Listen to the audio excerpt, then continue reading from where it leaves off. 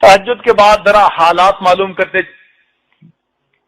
کے لیے گلیوں میں چکر لگا رہے تھے. ایک مقام سے دو عورتوں کی آواز آئی. ایک ذرا بڑی عمر کی تھی, ایک چھوٹی لڑکی تھی. اس نے پوچھا بکری نے دودھ دے دیا؟ دے دیا. کتنا دیا؟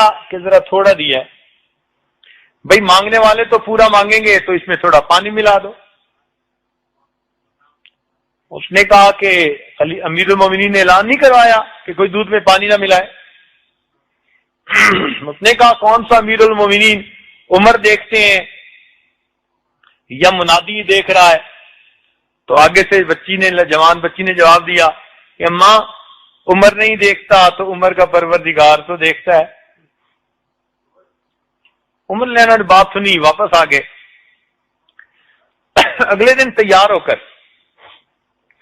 جب امور مملکت سنبھالنے کے لیے خلافت نمٹانے کے لیے بیٹھے تو ان دونوں عورتوں کو بلا بھیجا. پتہ چلا کہ ایک بڑی ہے اور ایک اس کی بیٹی جوان العمر ہے, مگر شادی نہیں ہوئی. عمر لانا کے دل میں خیال آیا کہ میرا بھی بیٹا جوان ہے, اگر شادی کرنی ہو تو بہو تو ایسی ہونی چاہیے جس کے دل میں ایسا یقین ہو. تو اس بڑھیا سے کہا کہ دیکھو تمہاری بیٹی جوان ہے, میرا بیٹا جوان ہے, کیوں نہ دونوں کا نکاح کر دیں. چنانچہ دونوں کا نکاح کیا. یہ وہ لڑکی تھی جو عمر بن عبد العزیز رحمت اللہ علیہ کی نانی بنی. اس کو بیٹی ملی اور وہ ماں بنی عمر بن عبد العزیز رحمت اللہ علیہ. اب شادی تو ہو گئی. عمر لانو نے ایک دن اس کو بلایا اور اس لڑکی کو کہا کہ دیکھو بیٹی, میں تمہاری ایک ڈیوٹی لگانا چاہتا ہوں. اس نے کہا جی حکم.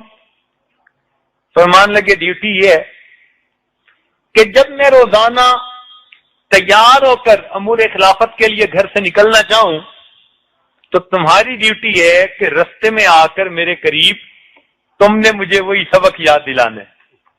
سننے کا سبق کون تھا؟ کہنے لگے جو تم نے ماں کے سامنے کہا تھا عمر نہیں دیکھتا تو عمر کا خدا تو دیکھتا ہے. اتنا فکرہ یہ اچھا لگتا تھا عمر لانو کو کہ اس بچی کو فرماتے تھے کہ تو بار بار یہ کلمہ میرے سامنے دوہرا. چنانچہ ہر دن وہ بچی آپ کو جاتے ہوئے یاد دلاتی, قریب آ کے کہتی اگر عمر نہیں دیکھتا تو عمر کا خدا تو دیکھتا ہے. کتابوں میں لکھا ہے عمر لانو کے دل پہ اتنا وہ چھاپ لگ گئی تھی اس فکرے کی, تنہائی میں بیٹھے ہوئے خود بخود کبھی کبھی کہہ اٹھتے تھے عمر نہیں دیکھتا عمر کا خدا کو دیکھتا. عمر نہیں دیکھتا عمر کا خدا تو دیکھتا. ایسا دل پہ وہ فکر پیوست ہو گیا.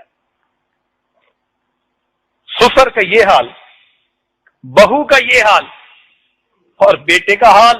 عبداللہ ابن عمر لانو جاتے ہیں راستے میں تو ایک جگہ ایک چرواہا ملا. چرواہے کو کہا کہ بھائی کچھ ہمیں دودھ ہی دے دو. انہوں نے کہا جی میری یہاں نہیں ہے بکریاں, اجازت نہیں ہے. بھائی ہم کچھ بنائیں گے, کھانا پکائیں گے, تمہیں بھی کھلائیں گے. انہوں نے کہا جی میرا تو روزہ ہے.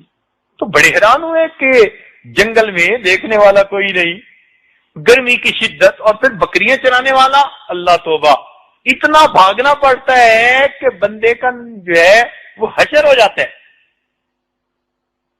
یہ روزے کے ساتھ تو دل میں خیال آیا اس کو آزماتے ہیں.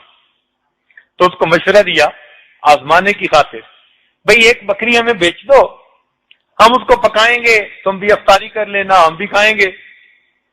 اس نے کہا جی میں مالک تو نہیں ہوں. بھئی تم مالک کو کہہ دینا کہ ایک بکری کو بھیڑیا لے گیا.